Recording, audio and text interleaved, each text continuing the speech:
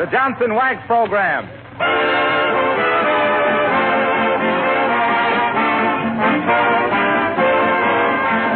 The makers of Johnson's Wax and Johnson's Self-Polishing Glow Coat present Fibber McGee and Molly, written by Don Quinn, with music by the King's Men and Billy Mills Orchestra. The show opens with Don't Hold Everything.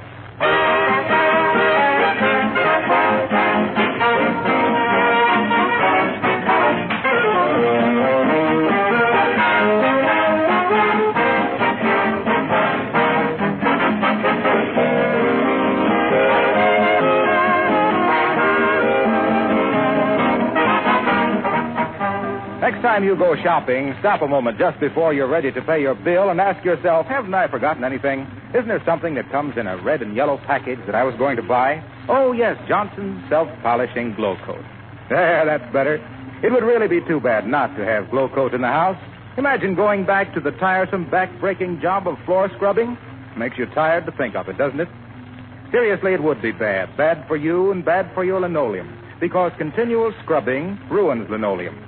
Glow Coat, on the other hand, protects linoleum. Protected against scratches, wear, and dirt. Protected with a hard, beautiful polish that keeps the colors fresh and bright. Johnson's Glow Coat is called self-polishing because it needs no rubbing or buffing. Just apply and let dry. If you aren't already a Glow Coat user, try it just once, won't you?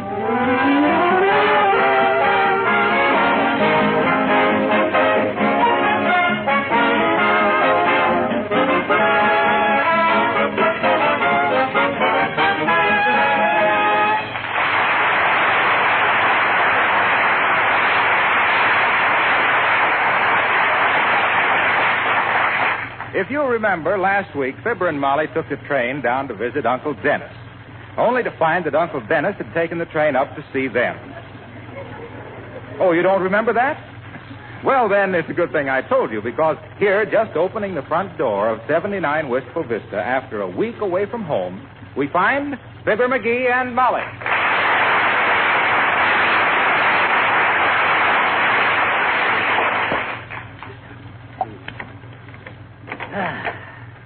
Hey, look at this living room. Heavenly days, what's been going on in here? Boy, what a mess. Cigar butts, poker chips, empty glasses, dirty dishes, cold bucket tipped over, and a half a sandwich here. Look. Hey, do you suppose there's been a tramp in here? Let me see that sandwich. Huh? Aha. Rye bread, liver sausage, Bermuda onions, peanut butter, sardines, and grape jelly. What, no whipped cream? McGee, there's only one person in the world who would concoct a sandwich like that. Molly, you mean... Yes. Uncle Dennis has been here. Oh. Well, why did he have to leave the place in such a mess as this? I don't know. Look at it. Looks like the tank corps held a dance in here and forgot to get out of their tank. Didn't he ever live in a house before? Oh, now take it easy, dearie. Take it easy. I will admit Uncle Dennis gets a little primitive sometimes. After all, he's part Indian, you know. Yeah, I know. You can tell by those high hip bones. You mean high cheekbones? When I get through kicking him around, his hip bones will be higher than his cheekbones. That big so-and-so's been hanging around here. We won't have a friend left in the whole neighborhood, Molly. Oh, now, McGee, you take Uncle Dennis too seriously. Personally, I'm very fond of him. And now, don't forget, he gave me away when we were married. Molly, I don't want to bust any illusion for you, but he didn't give you away. He sold you. What do you mean he sold me? Well, he waited till the organ started to play and then says to me he wouldn't go through with it unless I loaned him $25. Shucks, I didn't want to spoil the wedding. So I see. So you paid him the $25, huh? Well, no, I didn't. I finally got him down to $9. And I must say, Molly, I never regretted it.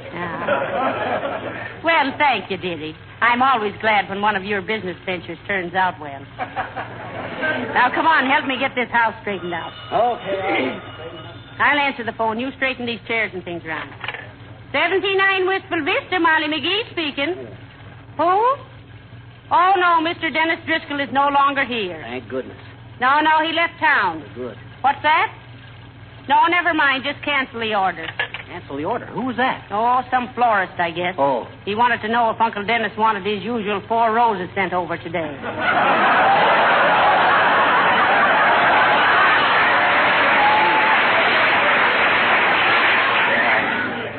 He may love flowers, but he's got a grudge against education.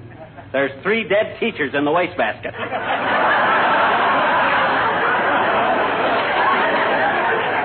We got 5 days' work getting this house in order again, and 2 years making friends again with the neighbors. Oh, Uncle Dennis.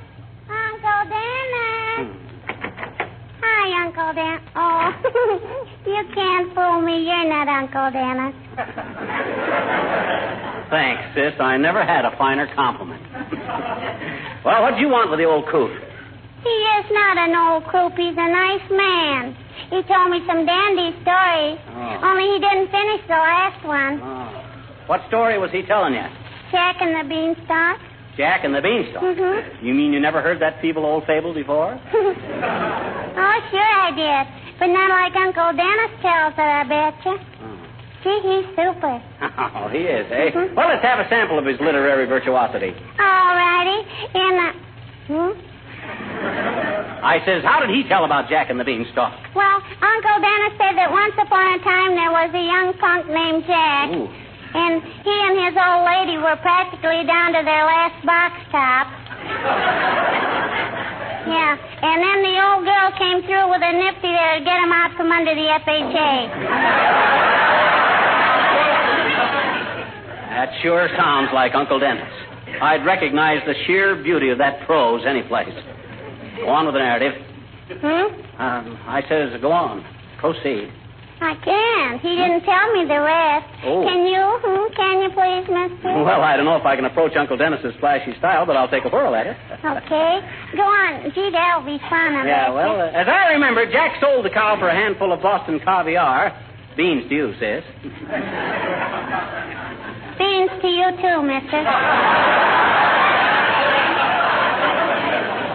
Well, sir, his old lady was so burned up she threw the beans out the window, and they grew up to the stratosphere overnight. Jack shinnied up the stalk, knocked off a giant, and came home with enough gold to make Fort Knox look like a penny arcade. And so they lived solvently ever after and all stuff like that there.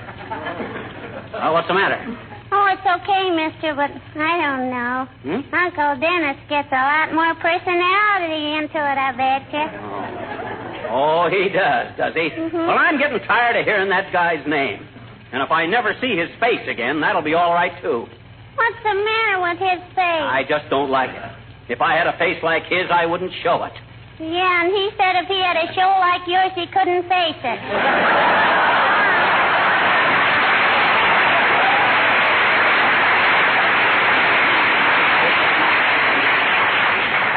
That kid gets in my hair. She's too impudent. That's impudence with the emphasis on the second syllable.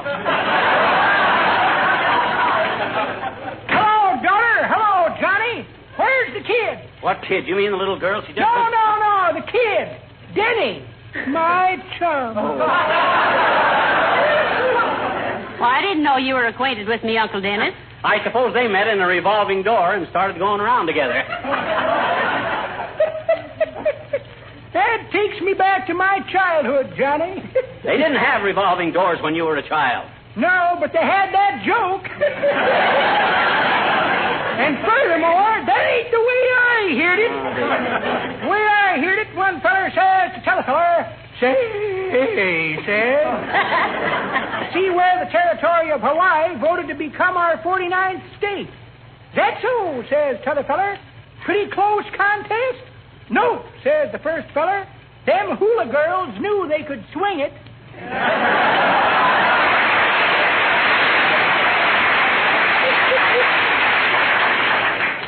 Where'd you say Denny was? He's gone home, old-timer, said he with a glad cry. What'd you want to see him about, Mr. Old-Timer? No, he was taking me to a taxi dance tonight, daughter. But I didn't want to go. Why not? Don't care for taxi dancing, Johnny. Oh. Tried it once and kept getting my hip pockets caught in the door handle. Well, give the kid my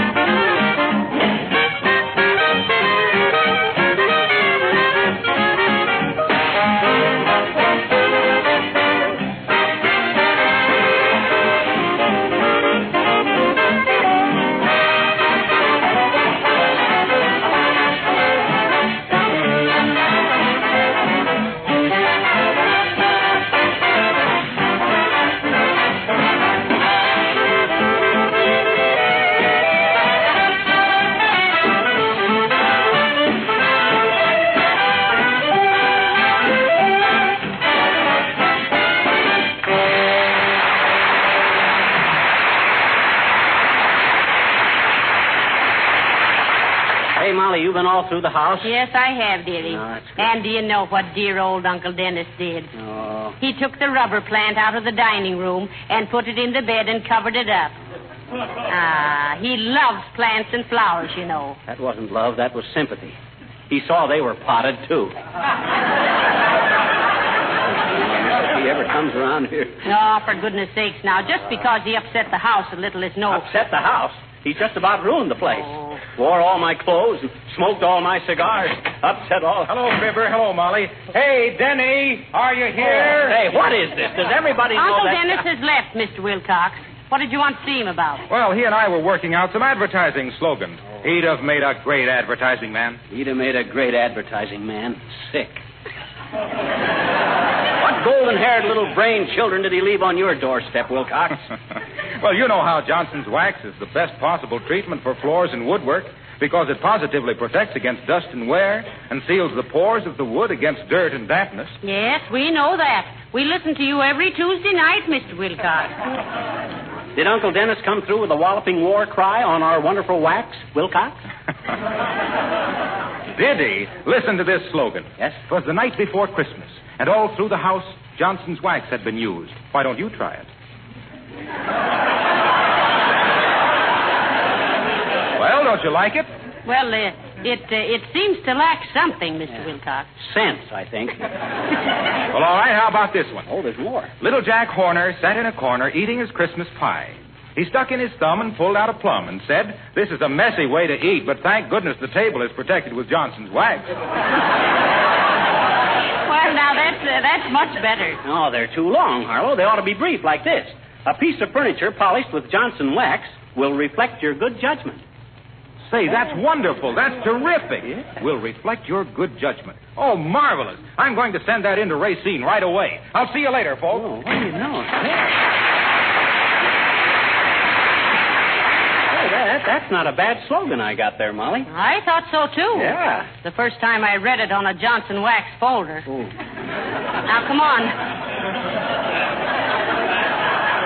Come on, help me straighten up this room now. Okay, I'll get the vacuum cleaner and you... I'll get it. Hello? Huh? What you mean you're ready with Mr. Driscoll's call to Singapore? What?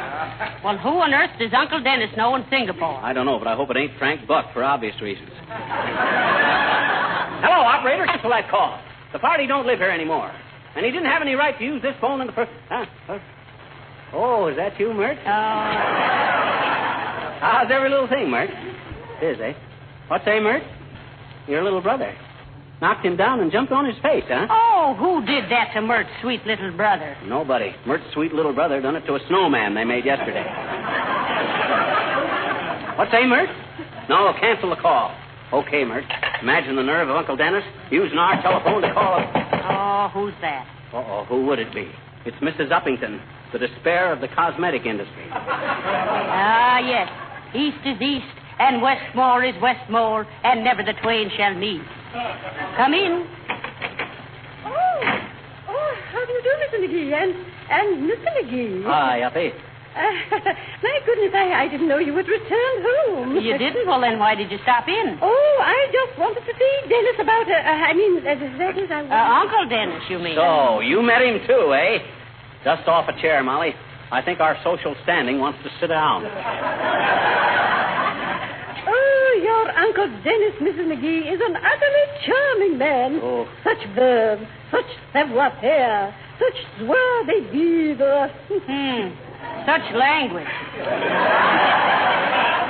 You must have learned your French from a phonograph record, Uppy. It scratches a little. Oh, indeed. Well, I should know better than to use such esoteric terms with you. What? You're so... Oh, what shall I say? What's the matter with goodbye? Now, don't be rude, dearie. Are you inferring, Mrs. Uppington, that McGee and I are inclined to be a bit knave? Oh.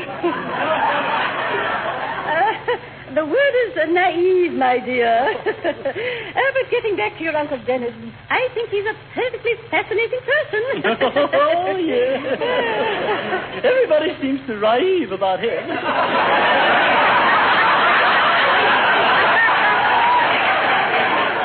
When When did this strange interlude between you and the chipmunk on our family tree begin, Uppy? Oh, in the strangest and most romantic way, Mr. McGee. Oh. I was attempting to cross 14th and Oak Street in the rain when suddenly dear Denny just shot out of Joe's tavern. And then he lay his coat down in the muddy street for me to step on. Oh, no. Yes. Why, the dear boy was in such a hurry, he didn't even take the coat off before he laid it in the gutter. Heavenly day. Wasn't that just too fantastic? Oh, not for Uncle Dennis. Oh, it was such a lovely, charming thing to do. You know, I felt just like a queen. Yeah, and I imagine Uncle Dennis felt like an ace.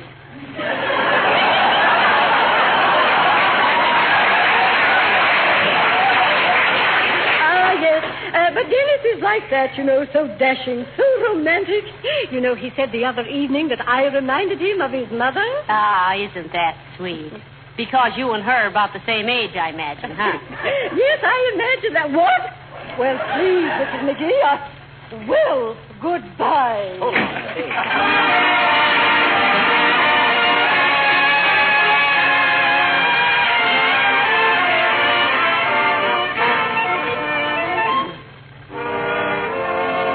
King's Men sing Moonglow. Sometimes I wonder if it's true. Did I really find you? It must have been moonglow, way up in the blue. It must have been moonglow that brought me here to you. I still hear you say, my darling, I love you so. And now I am praying you'll never, never let me go. When the shadows fall and all the sky is filled with moonglow above me, every little star whispers that you are so sweet and lovely. So when there's moon glow high up in the blue, I'll never fail to remember that the moon glow brought me you. For ages I've dreamed about you. I wished on every star. I thought that I would always be without you. Then suddenly the moonlight showed the way, and here you are. Am I only dreaming? Oh, tell me it's true. It must have been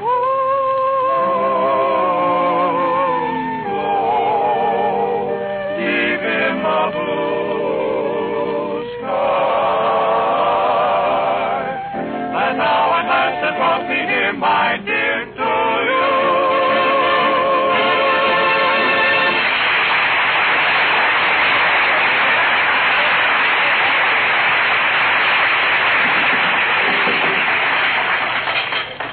Well, I've got all the dirty dishes taken out, McGee. Now you can vacuum in here. okay, where's the vacuum cleaner? Search me, you had it last. Huh? You were trying to fit the bag on your homemade bagpipes, remember? Oh. Okay. Ah, there. Good day, my dear. And a moderately good day to you, Clambake. Mr. Boomer, how do you do, I'm sure? What's on your mind, Boomer? Like to have a few words with a visiting relative, Prune Pit. You don't mind, and if you do, consider yourself ignored. Well, he's not here, Mr. Boomer, but I can give you his home address if you'd care to write to him. Oh, I believe I have his home address, my dear, right here. Gave it to me yesterday. Put that address, address. Have it here someplace. Here's a little card I got when I weighed myself. Says, you are honest, straightforward, and trustworthy. Got my weight wrong, too.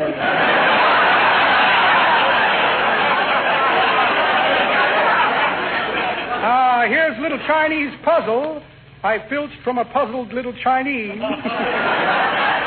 Here's a short length of clothesline. Had an appointment with a night watchman tonight, but I'm afraid he's going to be tied up. Yes, yes. Here's a platinum ankle bracelet. Ah, so she thought I was just pulling her leg, did she? And a check for a short buttermilk. That might diet anyway. Well, imagine that. No address of Uncle Dennis. Well, it isn't important. I'll tear up his IOU and keep his watch. Good day, my dear, and to you, cue ball.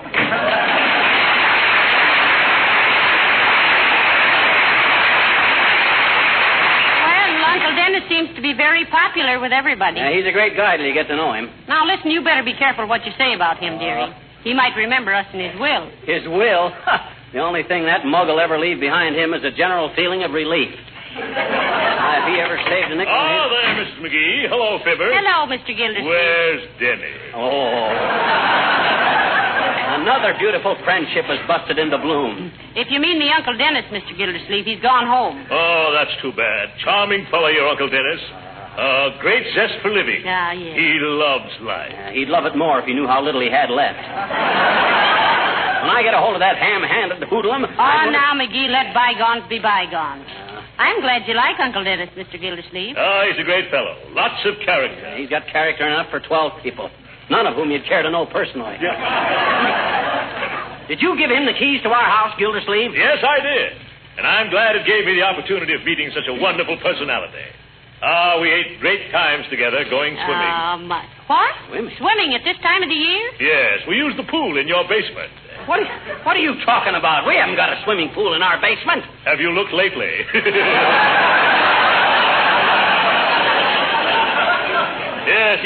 Denny found if you let the laundry tub faucets run for 36 hours, you'd have 5 feet of water down there. What? We dove off the top of your furnace. That does it. Now I know where to pin the blame. You're responsible for all this damage, Gildersleeve, and I'm going to sue you. Yes, that's so. Yes. That's a lot of balloon juice, McGee, and you know it. Oh, yeah? You can laugh now, Gildersleeve, but wait till I get you into court. They'll fry you in your own fat. You're a hard man, McGee. And you can't scare me. Oh, for goodness sake, stop it, both of you. You beat around the bush like a couple of cranberry pickers. Well, he can't talk like that to me, Mrs. McGee.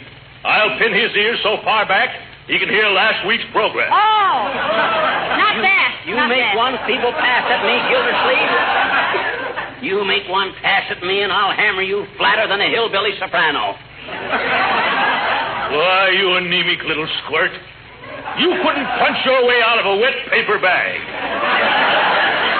I can punch my way into one, you wet paper bag. Now, listen, what's all this murderous talk? You know very well, McGee, that you and Mr. Gildersleeve will never fight. Oh, no? No.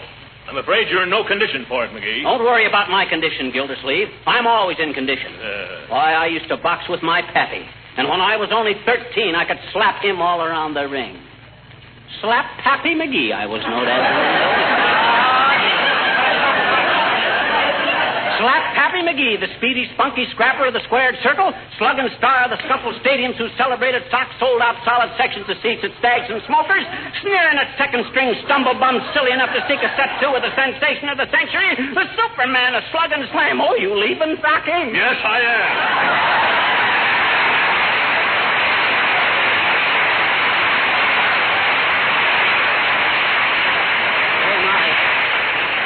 I'm going to leave the rest of this house cleaning to you. I got to run down to Kramer's drugstore and get some cigars. That petty larceny uncle of yours smoked mine all up. Well, he had a right to smoke them. They were the ones he gave you for last Christmas. No, they weren't. I bought these myself. The cigars he gave me, I buried under a tree in the backyard. Under which tree? You know, the one that fell down and died on New Year's Day. Thank goodness this is all over. If that big palooka comes to visit us again before 1957... You answer it, dearie. I'm trying to sweep up this broken glass. Okay, it's probably Nick DePopoulos wanting to speak to his dear old pal Dennis. Hello, yes, this is Fibber McGee. And if you want to speak to Uncle Dennis, I'm only too happy to inform you that... Huh? Who? Oh, well, shucks. I thought you... Oh, okay. Goodbye. Somebody want Uncle Dennis? Nobody I know of. That was Uncle Dennis. What? He ain't left town. He's down at Joe's Tavern, and he'll be back here for dinner. Oh. You hear that, Molly? He's coming back. He's coming here. McGee! Stop! What are you doing? You're upsetting everything. Yeah, I know. We want him to feel at home, don't we? Dump them flowers out of here. McGee! Please! Oh, McGee! Oh, boy, a good time. Uncle Dennis is coming back.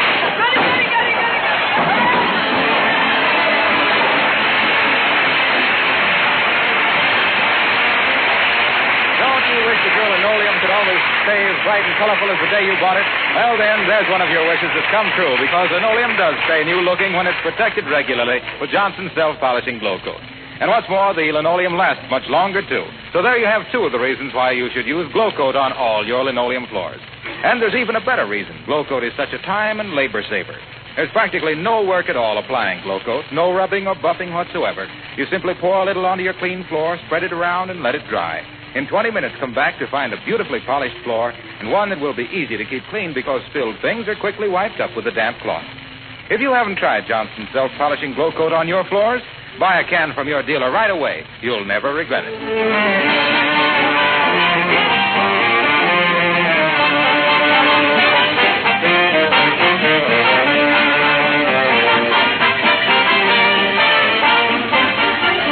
Now, look, dearie. I want you to make an earnest effort to be nice to Uncle Dennis when he comes home. Oh. For my sake, dearie, and for your own, too. I think if you really try, you'll find he's well worth cultivating. Now you're cooking with gas. I'll cultivate him, all right. I'll do better than that. I'll plow him under. Good night. Oh, my. Good night, all.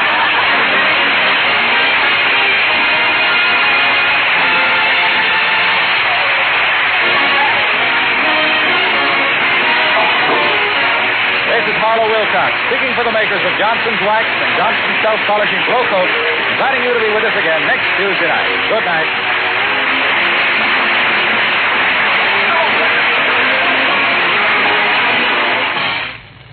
How old is your car? 10 weeks or 10 years? Whichever it is, you'll be glad to know that now you can keep it wax polished with very little work and at small cost. You can do this because the makers of Johnson's Wax perfected a new auto polish called Car-New, a great labor saver because Car-New both cleans and wax polishes in one operation in half the time it used to take. Your dealer is selling Johnson's Car-New now. The cost is low, and one trial will show you why car owners everywhere are saying your car looks like new when you use Car-New, spelled C-A-R-N-U. This is the National Broadcasting Company.